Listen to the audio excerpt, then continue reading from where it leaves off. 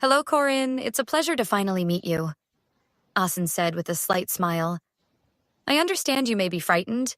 This is a new place after all. All these weird creatures running around, as well as me, sitting before you. Asen spoke, looking at Corrin in the corner. I know what you are, Corrin finally spoke. What are we then, Corrin? The curiosity rose in Asen as they heard Corrin's words. You are human, that's obvious. Humans are hard to mistake from other life, Corrin spoke, seemingly mocking the researcher. Well, I suppose you are right. Researcher Rebecca spoke with a chuckle. We are human, but that's unimportant. What is, however, is you, Corrin? What are you? What am I? Asked Corrin, repeating the question. I'm a dragon. Isn't that obvious? No, I mean, what are you truly? You're obviously not a dragon. We house many dragons here at site. Redacted. You are not one of them. Asen sighed, growing annoyed with Corrin's faked confusion. Corrin rolls his eyes. How can you tell, I believe I have what all dragons have. Wings, claws, a tail. Corrin began to ramble on. Corrin! Asen shouted, silencing him.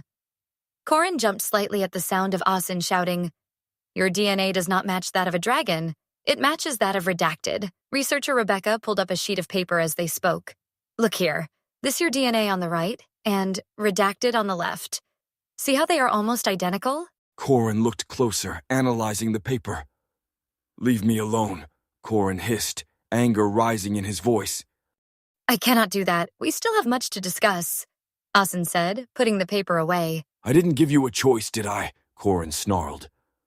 As researcher Rebecca began to speak, Corrin flicked his tail.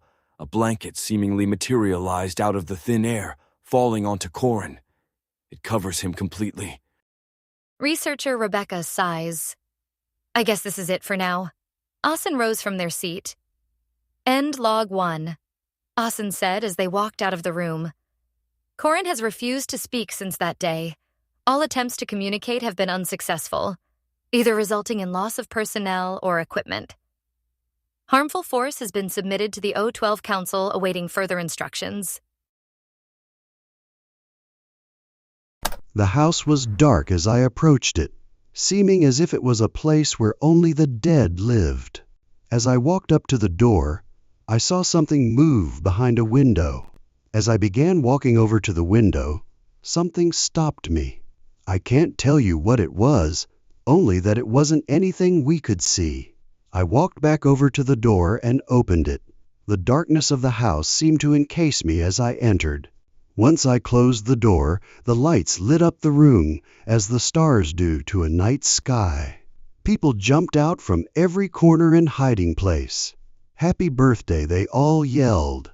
I was stunned for a minute, unsure of what was happening. Then it hit me. My birthday is today. How could I forget? I smiled as everyone came towards me with words of congratulations and gifts. My 34th birthday. God knows how I made it this far. I went and set my bags down and the festivals began. Party, games, and barbecue. I don't think I had this much fun in a long time, but something was quite right. My mother, she didn't seem to be enjoying herself. Her eyes seemed dead. Finally, I went and asked what was up. God, I wish I didn't. She told me she had something for me, to follow her upstairs. We walked inside and up the stairs. The sound of festivities died out, and the silence was louder than ever before. We walked into my old room, untouched since I last left it all those years ago. I looked around, curiosity breaking the growing sense of unease. I opened my mouth to speak, asking my mother what was going on. That's when the shot came. The sound, though brief, was as loud as thunder from 1,000 angels. I could feel my body falling to the ground, see my mother holding the gun. That's when everything became dark. No sound, no light, no nothing. The pitch black of death became my only company now. Then something happened. I began falling. I wasn't able to tell which way, but I knew I was. I fell for what felt like hours. Finally, I hit the ground, or what seemed like the ground. I wasn't able to see anything still. I tried to stand, but something was holding me down, dragging me underneath the surface I had just landed on. I tried to scream, but no sound came as I felt something with the consistency of water encase my body. I was bound by some force. Something didn't want me to move. That's when it happened. My body began to contort and disfigure itself. The pain, my God, the pain. It was as if every bone in my body, every organ, my entire brain was being broken and continuously being rearranged. I wanted to cry, to scream, but I couldn't.